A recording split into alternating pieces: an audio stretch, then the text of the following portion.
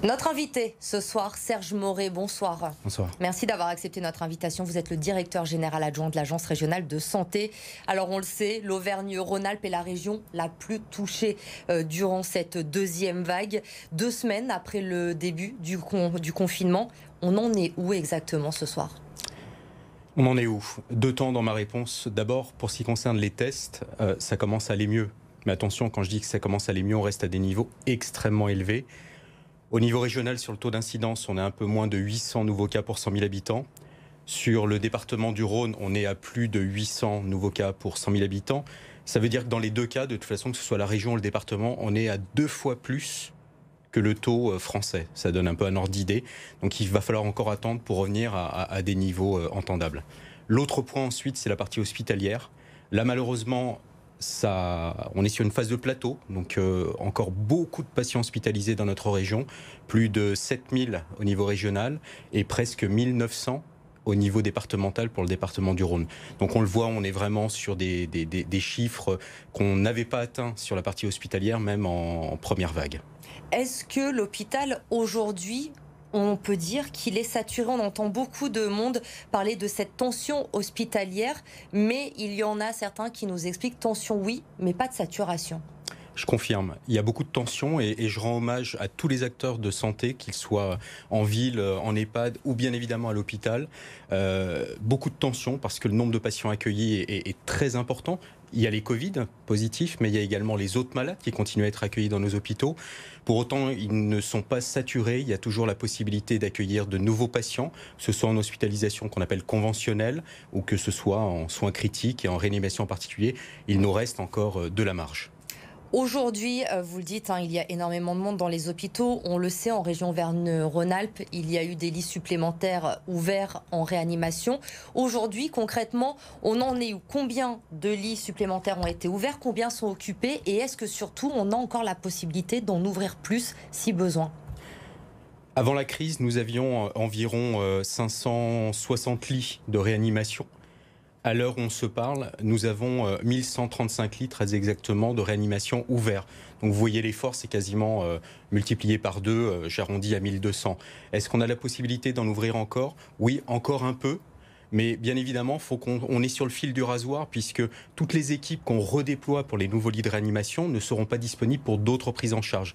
Donc c'est vraiment ce travail d'orfèvre, un équilibre entre les besoins d'accueil des patients Covid, que ce soit en hospitalisation conventionnelle ou en réanimation, et la nécessité de continuer à prendre en charge les patients. Il faut vraiment que les patients, en particulier ceux qui sont malades chroniques, continuent à être pris en charge en ville, à l'hôpital.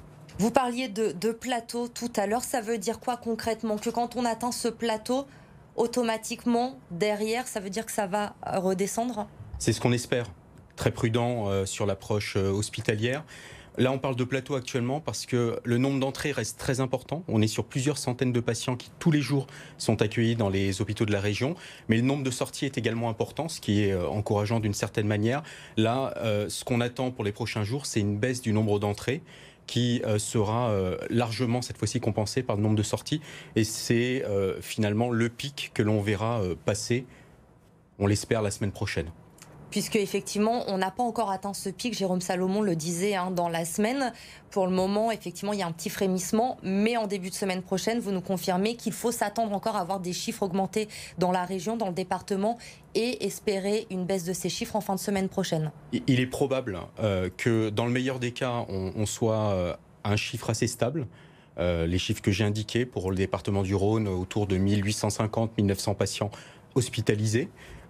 Et ce que l'on espère, c'est qu'effectivement, comme vous le mentionniez, en début de semaine prochaine, on commence à voir une baisse du nombre de patients hospitalisés.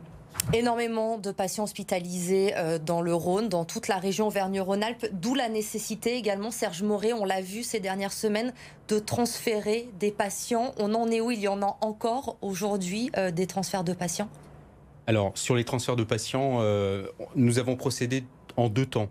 Tout d'abord, des transferts interrégionaux, en particulier le CHU de Clermont-Ferrand et le CHU de Grenoble ont accueilli des patients, ce qui a permis de gérer les 2 départements qui étaient très en difficulté entre la mi-octobre et la fin octobre, à savoir la Loire et le Rhône.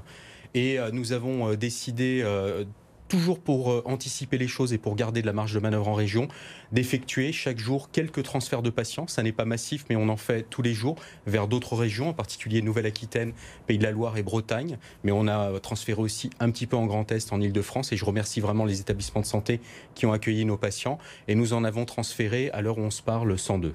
Vous parliez la semaine dernière d'un total de 200 patients transférés d'ici peut-être la fin de semaine prochaine. On est toujours sur cet ordre d'idée ? Nous ne fixons pas de cible, puisque, vous le voyez, ça évolue, on va dire, de manière stable. On espère favorablement la semaine prochaine. Donc notre objectif, c'est pas tant de se dire on va transférer 200 patients, c'est de transférer le nombre de patients qui est nécessaire pour qu'on garde justement cette capacité de prise en charge en région. Et surtout, on a bien en tête qu'on ne parle pas de chiffres, on parle d'hommes et de femmes qu'on transfère ailleurs. Donc c'est important finalement de ne transférer que le nombre de patients nécessaire. Donc on va être très attentif et je ne vous donne pas de chiffres aujourd'hui. On va essayer de faire en sorte qu'il soit le moindre possible. Est-ce que vous avez été surpris, Serge Moré, avec un petit peu de recul maintenant, sur l'ampleur de cette deuxième vague ? Oui. Oui, absolument. On s'y attendait. Nous sommes passés, mon directeur général et moi-même, à votre antenne dès la fin août. On y est revenu à plusieurs reprises. Vous vous souvenez, dès le début du mois de septembre, on alertait sur la possibilité d'une deuxième vague, en particulier avec la réouverture des universités. Malheureusement, nous ne nous étions pas trompés. Le conseil scientifique au mois de juillet non plus. Simplement, cette deuxième vague est surtout marquée par un nombre très impressionnant de patients qui ont été accueillis dans les hôpitaux de notre région, en hospitalisation conventionnelle. Heureusement, il y a eu moins d'admissions que prévu en réanimation. C'est tant mieux, ça veut dire qu'il y a une prise en charge qui s'est vraiment améliorée par rapport à la première vague, mais c'est vrai qu'on a été frappé quand même par ce nombre de patients accueillis en hospitalisation, alors même que les médecins de ville, les infirmiers de ville font un travail remarquable tous les jours. Alors, on le voit avec ce confinement depuis 2 semaines, les chiffres qui commencent doucement à frémir. Évidemment, maintenant, tout le monde a la peur de cette 3e vague. Le confinement se poursuit. Jean Castex l'a dit hier. J'imagine que vous êtes favorable. Est-ce que, selon vous, en tant que professionnel de santé, ce confinement, il va falloir qu'on s'y habitue au-delà du 1er décembre pour éviter justement cette 3e vague au mois de janvier ou au mois de février ? Ce qui est certain, c'est que malheureusement, puisque je sais quel est le coût social, le coût économique de ce confinement, il va falloir le faire durer encore un petit peu dans les conditions qu'on connaît actuellement, qui ne sont pas d'ailleurs tout à fait les mêmes conditions que lors de la première vague. C'est un peu plus léger, si je puis me permettre l'utilisation de ce terme-là. Après le 1er décembre, j'appelle vraiment à la vigilance de toutes et tous, pour soi bien sûr, mais pour les autres, puisque le chiffre que je n'ai pas cité, c'est que pour les plus de 65 ans, le taux d'incidence est supérieur au taux d'incidence en population générale. Et ce sont vraiment nos aînés qu'il faut protéger, et les personnes les plus malades. C'est absolument essentiel de rester vigilant après le 1er décembre, même si très probablement, et je l'espère comme tout le monde, on aura quelques allègements par rapport à ce qu'on connaît actuellement. Mais raison de plus pour faire attention. La perspective des fêtes de fin d'année, ça vous inquiète ? Je pense que ça, malheureusement, dans le contexte actuel, ça inquiète tous les professionnels de santé, bien sûr. Ça renvoie à la responsabilité individuelle, puisque c'est ce qui est compliqué, complexe avec cette pathologie, c'est qu'on a une approche de santé publique en population générale, mais tout dépend de nos comportements individuels. Donc il faudra vraiment, le ministre des Solidarités et de la Santé, le Premier ministre l'ont rappelé, être attentif pour ces fêtes de fin d'année, parce que malheureusement, et je suis le premier à le regretter, on ne pourra pas les passer comme on a l'habitude de le faire. Je pense au 31 décembre qu'on connaît tous. Ce ne sera pas un 31 décembre habituel, bien sûr. Et les fêtes de Noël, pareil, vous recommandez des fêtes en petit comité, pas de grands rassemblements en famille cette année ? Je pense que la vigilance est importante, parce que dès lors qu'il y a des grands rassemblements, on est à table. Au fur et à mesure, et c'est tout à fait normal, les gestes barrières tombent et c'est compliqué. Plus on est nombreux et plus le risque finalement de transmission est important. Donc il va falloir effectivement que chacun à notre niveau pensions à ce que sera Noël cette année, ce que sera également le réveillon. Merci beaucoup, Merci. Serge Moré, d'avoir pris le temps de venir sur le plateau de BFM Lyon ce soir.